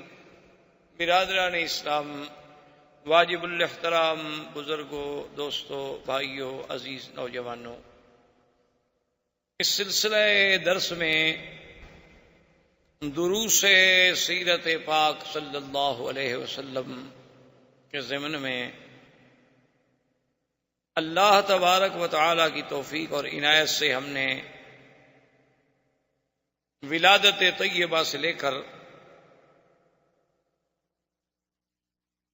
اہم جو واقعات تھے، ورنہ جہاں تک حضور صلی اللہ علیہ وسلم کی سیرت طیبہ کا تعلق ہے تو اگر ساری دنیا بھی سیرت بیان کرنی شروع کر دے تو ساری دنیا کی زبانیں گنگ ہو جائیں گی، لیکن حضور صلی اللہ علیہ وسلم کی سیرت تو مکمل نہیں ہوگی، کیونکہ حضور کی سیرت تو قرآن ہے، اور قرآن کے بارے میں ہے کہ لا ينقضی عجائبہ، کہ جس کے عجائب کبھی ختم ہی نہیں ہوں گے قیامت تک. تو حضور کی سیرت کا پہلو کب ختم ہو سکتا؟ یہ تو صرف یہ بات ہوتی ہے کہ ہم کچھ دروس، کچھ اہم واقعات صلی اللہ علیہ وسلم کے چن کر اپنے اپنے علمی بساط کے مطابق مسلمانوں کے سامنے رکھیں کہ شاید ان کی زندگی کسی ایک گوشے سے بھی منور ہو جائے، شاید ان کو راہبری مل جائے، بھٹکے ہوں کو راستہ مل جائے، بھولے ہوں کو بات یاد آ جائے. تو اس ضمن میں ہم پہنچے تھے حضور صلی اللہ علیہ وسلم جب مکہ کے لیے فتح مکہ کے موقع پر تشریف لائے تو یہ حضور صلی اللہ علیہ وسلم کی قیادت کا یعنی آپ اندازہ فرمائیں کہ اتنا عظیم کارنامہ تھا کہ حضور صلی اللہ علیہ وسلم جب کوئی سفر فرماتے تھے تو کبھی اپنے اصحاب کو بھی خبر نہیں دیتے تھے کہ ہم نے کہاں سفر کرنا ہے، کہاں جانا ہے، اور ہمارا منزل مقصود جو ہے، ٹارگٹ جو ہے وہ کیا ہے. بلکہ ہمیشہ حضور صلی اللہ علیہ وسلم اپنے صحابہ کو عمومی بات کہتے تھے جس سے کوئی اندازہ قائم نہ کر سکے. یعنی آپ آج دیکھیں کہ 1400 سال کے بعد آج دنیا آپ سمجھتے ہیں کہ کتنی ترقی کر چکی ہے. اب تو پوری دنیا جو ہے یعنی جسے کہا جاتا ہے جی کوئی گلوبل ولیج بن چکی ہے. تو اس میں بھی یعنی ہم حیران ہوتے ہیں کہ ابھی 2 سال پہلے کی بات ہے کہ میں سفر میں تھا تو وہاں کی حکومت نے بہرحال اللہ نے جزائے خیر عطا فرمایا، میرا مقصد تو نہیں تھا، نہ مجھے پتا تھا، نہ میری خواہش تھی، نہ تمنا تھی، نہ مجھے علم تھا. تو گورنمنٹ نے کچھ سیکورٹی کا انتظام کیا، اسکواڈ یہ وہ کبھی حفاظت رہے، حالات ٹھیک نہیں ہے. تو اتفاق سے وہ جو سیکورٹی کا انچارج تھا ایس پی، وہ میرے جاننے والوں میں تھا، تو وہ مجھے ملنے کے لیے آیا صبح. انہوں نے کہا کہ جی ہمیں تو ایک فائدہ ہو رہا ہے آپ کی سیکورٹی سے کہ ہم جلسے سن رہے ہیں، تقریریں سن رہے ہیں، ہمارا تو بھلا ہو رہا ہے. آپ تو تنگ ہیں کہ آپ کی آزادی میں خلل ہے. لیکن اس نے کہا کہ مکی صاحب اصل آج کل اگر سیکورٹی ہوتی ہے ہمارے اسکواڈ یا ہماری حفاظتیں یا ہمارے گن مین یہ کچھ نہیں کر سکتے، بلکہ الٹا ہم تو نقصان دہ ثابت ہوتے. اصل سیکورٹی یہ ہے، جہاں تک ہم نے پڑھا ہے، دیکھا ہے، سیکھا ہے، یہ ہے کہ آپ اپنے پروگرام سے کسی کو باخبر نہ کریں. آپ اپنے معاملات کو راز میں رکھیں کہ آپ نے صبح کہاں جانا ہے، یہ آپ کے ڈرائیور کو بھی پتہ نہ ہو، یہ آپ کے دل میں ہو، اور جب آپ روڈ پہ نکل جائیں تو آگے جا کے فیصلہ کریں، اسے کہیں اچھا بھی اب ادھر چلو، پھر آپ کو کسی پہرے کی ضرورت ہے. تو میں نے کہا کہ ایس پی صاحب آپ تو مجھے آپ بتا رہے ہیں نا، ہم تو طالب العلم ہیں. حضور صلی اللہ علیہ وسلم کی سیرت طیبہ کا ایک حصہ ہے کہ جب حضور سفر فرماتے تھے تو صحابہ کہتے ہیں، ہمیں کہتے کہ مشرق جانا ہے، حالانکہ جانا حضور نے مغرب کی طرف ہوتا تھا. اور کبھی فرماتے ہم نے مغرب کی طرف جانا ہے اور جاتے مشرق کی طرف. میں نے کہا یہ تو ہمیں درس ملتا ہے سیرت رسول پاک سے، ہم نے آپ سے کیا سیکھنا ہے. تو اب آپ اندازہ فرمائیں کہ 450 کلومیٹر مدینہ منورہ سے مکہ مکرمہ کا فاصلہ ہے، اور 2 آدمی نہیں 10,000 کا لشکر لے کر مدینہ منورہ سے چلنا، اور مکے کے پہنچنے تک مکے والوں کو خبر نہ ہو کہ لشکر آ رہا ہے. یعنی آج آپ دنیا میں کوئی ایسا جرنیل پیش کر سکتے اتنا بڑا لشکر لے کے اور پیدل اونٹوں پر، گھوڑوں پر. اور مکہ سے جب حضور چلے تو آپ نے اپنا رخ مبارک جو ہے طائف رکھا. اب سب سمجھتے رہے کہ طائف کی طرف بنی حوازن پہ حضور صلی اللہ علیہ وسلم حملہ فرمانا چاہتے ہیں. اور جب بنی حوازن کے طائف کے قریب میں یعنی آ گئے تو حضور پاک نے باقاعدہ اپنے آدمی بھیجے جسے آپ کہہ لیں کہ بھی جاسوس بھیجے گئے کہ بھی آگے جا کر خبر دیں. جیسے آج آپ او پی ڈی کرتے ہیں، بھیجتے ہیں، پہلے وہ جا کے اطلاع کرتے ہیں کہ اچھا جی اب یہاں آپ فائر کریں. تو حضور صلی اللہ علیہ وسلم کے وہ آدمی گئے تو ان کو بھی آپ نے حوازن کی طرف بھیجا کہ بنو حوازن کا پتہ کرو کہ ان کا کیا حال ہے. بنو حوازن کا ایک آدمی اتفاق سے وہ جو ہمارے اصحاب رسول پاک حضور کے حکم پہ تلاش کر رہے تھے، ان کے ہاتھ میں ایک بنو حوازن کا آدمی پکڑا گیا. وہ ان کا جاسوس تھا، ان کو بھی پتہ چل گیا تھا کہ شاید ہم پر حملہ ہو جائے. تو وہ بھی اپنے جاسوس بھیجتے تھے کہ پہاڑوں میں پھرتے رہیں، اونچی چوٹیوں پہ چڑھ کے دیکھتے رہیں کہ کوئی قافلہ، کوئی منظر، کوئی آتا ہوا، کوئی روشنی، کوئی رات کو آگ جلانے کا منظر نظر آئے تو خبر رکھیں. وہ جب پکڑا گیا تو حضرت خالد بن الولید نے اس سے پوچھا کہ تم کون ہو؟ تو اس نے ایک اور قبیلہ بتا دیا کہ میں تو بنو غفار کا ہوں. تو انہوں نے فرمایا اچھا تم بنو غفار کے ہو؟ نے کہا اچھا. ان کا کس کے بیٹے ہو؟ اس نے باپ کا نام بتایا. تو آپ نے کہا اس نام کا آدمی تو بنو غفار میں کوئی نہیں ہے. اچھا تمہارا بنو غفار کی کس گلی میں گھر ہے؟ اب وہ بیچارہ بنو غفار کا تو گھر جانتے ہی نہیں تھے، تو بتایا کیسے؟ اور فرمایا میں جانتا ہوں تم حوازن کے جاسوس ہو، سیدھی سیدھی بات کرو، کیا بات ہے؟ تو اس سے بھی حضرت خالد کو بڑے معلومات حاصل ہوئے. پتہ چلا کہ بنو حوازن بھی پوری طرح تیاریوں میں لگے ہوئے. تو اب حضور صلی اللہ علیہ وسلم بالکل عین جب طائف کے رخ پہ آ گئے، جیسے وادی تیمہ ہے تو اس کے رخ پہ آ گئے، تو وہاں سے آپ نے حکم دیا کہ مکہ سب لشکر جو ہے مکے کی طرف رجوع کرے، ہم نے طائف نہیں جانا ہے. اب حضور صلی اللہ علیہ وسلم مکے آئے اور مکے سے 4 میل صرف باقی حرم جو ہے 4 میل رہ گیا، وہاں حضور صلی اللہ علیہ وسلم نے پڑاؤ کیا. لشکر تھک چکا تھا اور متواتر سفر کر چکا تھا. اور اتفاق کی بات یہ ہے کہ بدیل ابن ورقہ جو بنو خزاعہ کا سردار تھا، جو مدینہ منورہ گیا تھا حضور صلی اللہ علیہ وسلم سے مدد مانگنے کے لیے کہ حضور ہمارے ساتھ بنی بکر نے زیادتی کی ہے، ہم آپ کے حلیف ہیں، ہماری مدد کریں. اور پہلے انہوں نے سالم ابن عوف کو بھیجا تھا جس کے ساتھ حضور نے وعدہ کیا تھا کہ نصرت یا سالم. بدیل ابن ورقہ روزانہ رات کو مکے سے نکلتا تھا، انتظار میں تھا کہ اللہ کے نبی نے وعدہ کیا ہے تو اللہ کے نبی کا وعدہ تو ضرور سچا ہے، آپ آئیں گے، لیکن پتہ نہیں کب. اتفاق کی بات یہ ہے کہ ایک رات بدیل ابن ورقہ بھی نکلے، ادھر ابو سفیان جو مکے کا سردار تھا وہ بھی نکلا، اور حارث ابن ہشام بھی نکلا. یہ تینوں جو ہے نا اتفاق سے نکلے تو اپنے اپنے گھر سے، لیکن راستے میں اکٹھے ہو.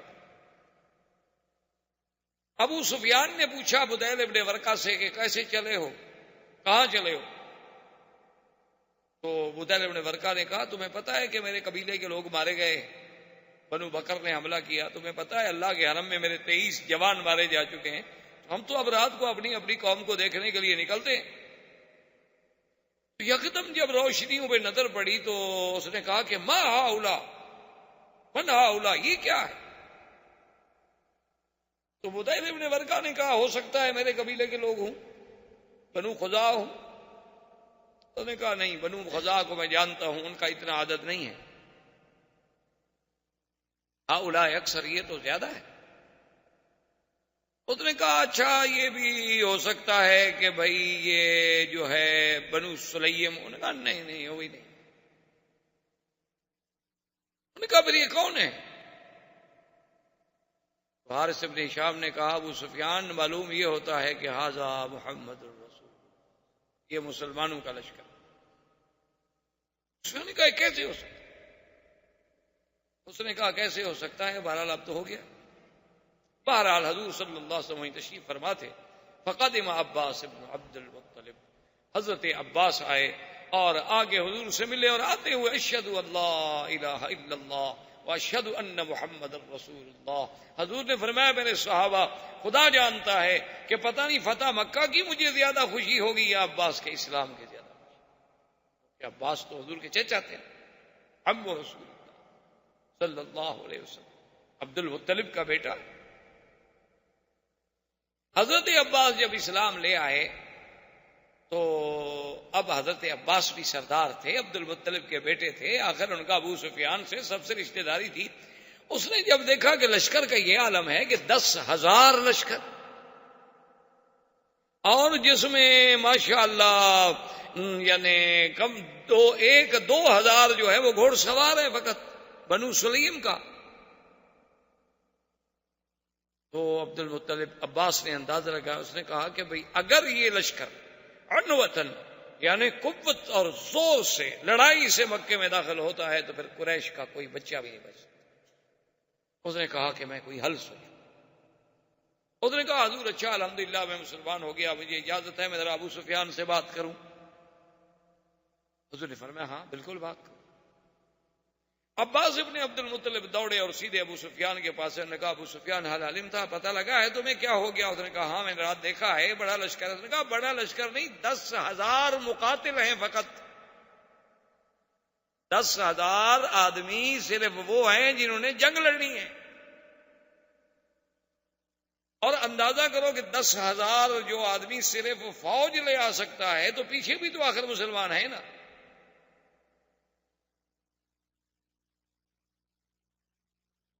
تو اس نے کہا عباس کیا کروں؟ اس نے کہا ابو سفیان دیکھو تم مکے کے سردار، تمہاری ذمہ داری ہے کہ اللہ کے حرم کو قتال سے بچاؤ، اور پھر قتال بھی اس وقت جب ہمیں بچنے کا کوئی راستہ ہی نظر نہ آئے، تو ایسی قتال کا کیا فائدہ؟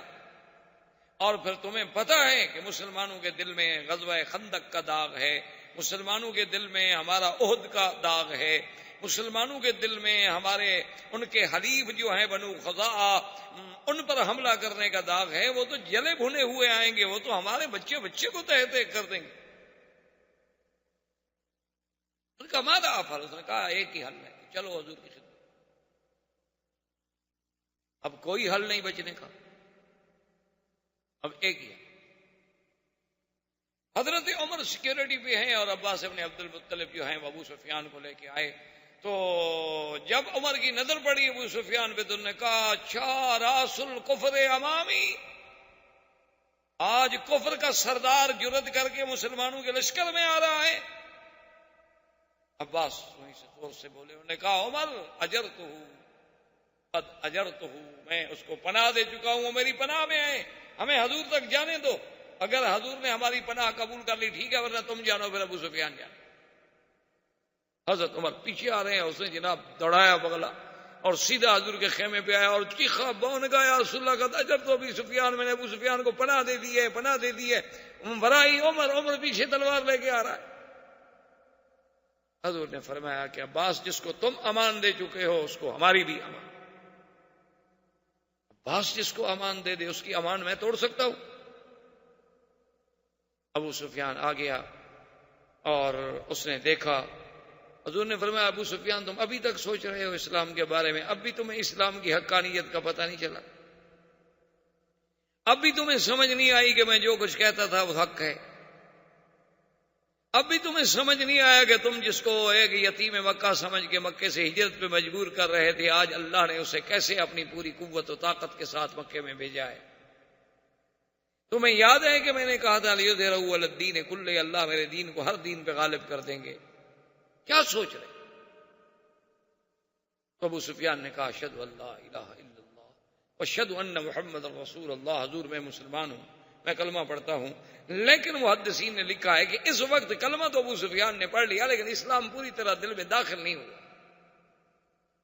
کلمہ تو پڑھ لیا اس نے لیکن خوف سے، ڈر کے. حضرت عباس نے کہا کہ یا رسول اللہ ابو سفیان رئیس القوم، ابو سفیان ایک قوم کا سردار ہے، آپ اس کو کچھ عزت بھی تو دیں نا، وہ اسلام لے آیا ہے تو اس کو بھی تو کوئی شرف بخشے نا، کوئی عزت دیں حضور. آپ نے فرمایا اچھا اعلان کر دے کہ من دخل دار ابی سفیان فلہ امان، جو ابو سفیان کے گھر میں چلا جائے گا ہم اس کو بھی امان دیں. ابو سفیان نے کہا یا رسول اللہ میرا گھر کتنا بڑا ہے کہ سارے قریش اس میں آ جائیں گے؟ آپ نے فرمایا اچھا من دخل المسجد الحرام فلہ امان، جو مسجد الحرام میں چلا جائے اس کو بھی امان. کہا حضور مسجد الحرام کتنی بڑی ہے؟ یہ تو اب بڑی ہو گئی نا، اس وقت تو چھوٹی تھی مسجد. حضور نے فرمایا اچھا من القى السلاح فلہ امان، جو ہتھیار پھینک دے اس کو بھی ہم امان دیں گے. اس نے کہا حضور ایسے بعض آدمی ہتھیار اتفاق سے نہیں بھی پھینک سکتا. تو حضور نے کہا من اغلق بابہ فلہ امان، جو اپنے گھر کا دروازہ اندر سے بند کر کے اپنے گھر میں بیٹھ گیا اس کو بھی امان. اب ابو سفیان خوش ہو گیا کہ چلو میں مسلمان تو ہو گیا لیکن مکے والوں کے لیے میں تو اتنا بڑا امان کا سرٹیفکیٹ لے کے جا رہا ہوں، میں تو اب بھی اپنی قوم کو بچا رہا ہوں. ابو سفیان واپس مکہ نکلا لیکن حضور نے حکم دیا، آپ نے فرمایا عباس فلاں پہاڑ پہ جا کر کھڑے ہو جانا اور جب تک یہ پورا لشکر نہ گزر جائے ابو سفیان کو آگے نہیں جانے دینا. حضور چاہتے تھے کہ قوت اسلام دیکھے، شوکت اسلام. اب حضور صلی اللہ علیہ وسلم نے اپنے لشکر کو 4 حصوں میں تقسیم فرمایا اور ایک حصے پر حضور صلی اللہ علیہ وسلم نے خالد ابن الولید اور ایک حصے پر زبیر ابن العوام اور ایک حصے پر ابی عبیدہ بن الجراح اور ایک حصے پر سعد ابن عبادہ پرچم دیے حضور صلی اللہ علیہ وسلم نے کہ تم مکے کے 4 طرف سے آؤ. اور جگہ مقرر کی مقام خیف. مقام خیف ہے جبل ہندی کے ساتھ، آج کل جو جبل ہندی کہلاتا ہے نا، اب آپ عمرہ سے نکلے سامنے والا پہاڑ جو ہے جبل ہندی، شامیہ کے محلے سے ہیں تب بھی جبل ہندی ہے. یہ بہت پرانا جبل ہے کیونکہ لفظ ہند جو ہے نا یہ حضور صلی اللہ علیہ وسلم کے زمانے سے بھی پہلے کا ہے نا ہند. اسی لیے بعض روایات میں کہ آدم علیہ السلام اترے تھے وہاں. اسی لیے بعض روایات میں اب بھی یعنی آپ ہندوستان میں جائیں تو کچھ قبریں ایسی ہیں جن کے بارے میں کہا جاتا ہے کہ نوح علیہ السلام کے بیٹوں کی ہیں.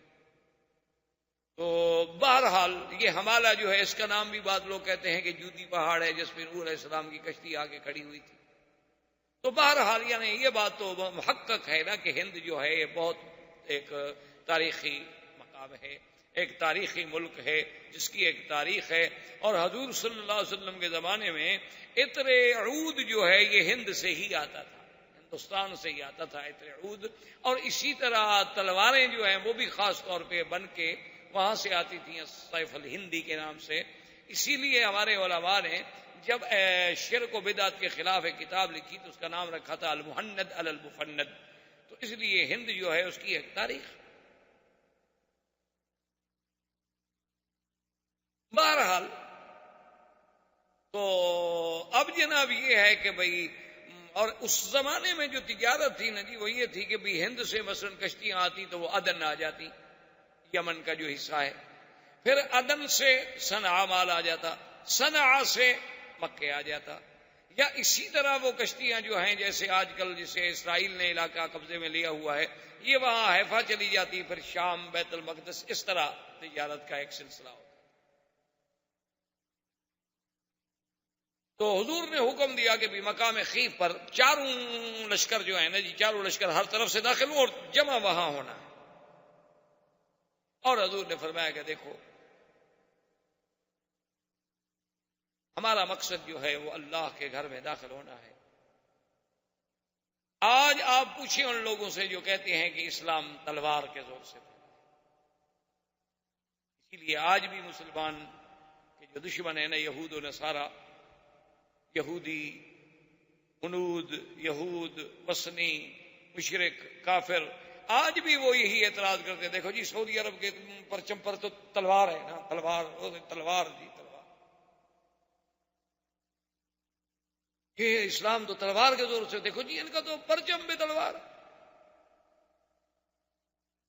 تو یہ بات جو ہے دراصل، اور یہ اعتراض کرتے کون ہیں؟ جنہوں نے قوموں پر ایٹم استعمال کیے،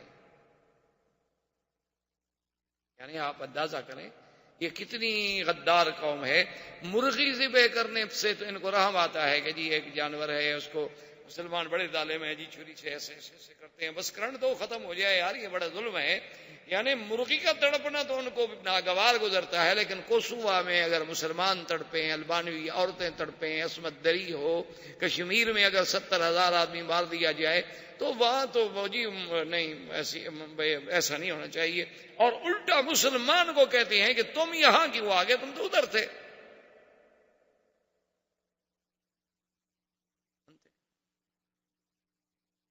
اور چونکہ قوت ابلاغ ان کے ہاتھ میں ہے، جتنا دنیا کا جدید الیکٹرانک میڈیا ہے وہ کفر کے ہاتھ میں ہے۔ ہم مسلمانوں کے پاس کیا ہے؟ ہمارے پاس یہی ہے کہ شام کو VCR چلا کے کوئی فلم لگا کے بیٹھ گئے، بس دیکھ لی۔ ہمارے پاس یہ ہے، کوئی بہت زیادہ صالح بندہ بن گیا، ولی اللہ بننے لگ گیا تو مولوی مکی کی تقریر سو، ہمارا حال تو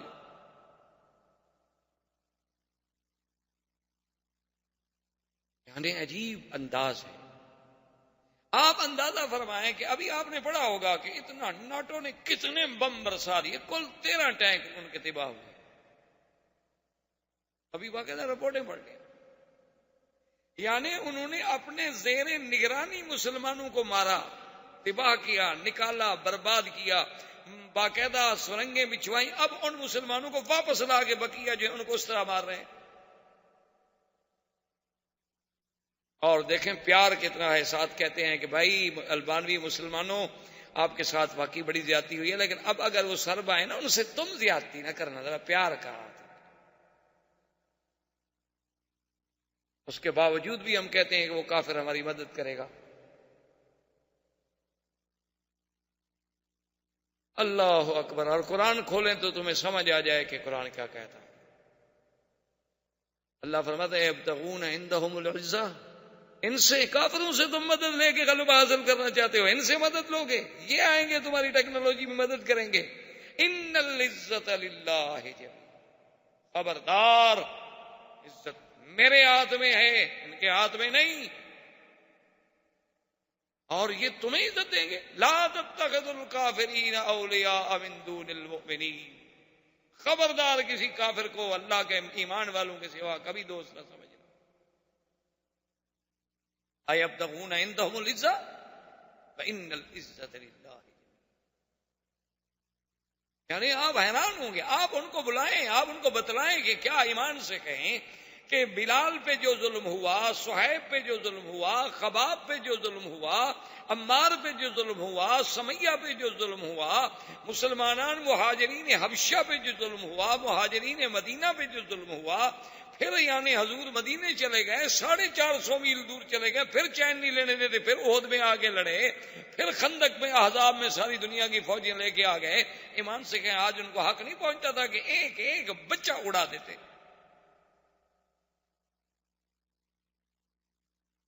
لیکن دیکھیں کہ حضرت سعد نے جب پرچم ہاتھ میں لیا نا، حضور نے 4 پرچم دیے نا، ایک خالد کو، زبیر بن عوام کو، سعد کو، ابی عبیدہ بن جراح رضی اللہ تعالی عنہم کو، تو حضرت سعد نے ایسے غصے میں ایسے ایک دفعہ پرچم کو یوں ہلایا اور کہا لا قریش بعد اليوم، اليوم یوم الملحمہ۔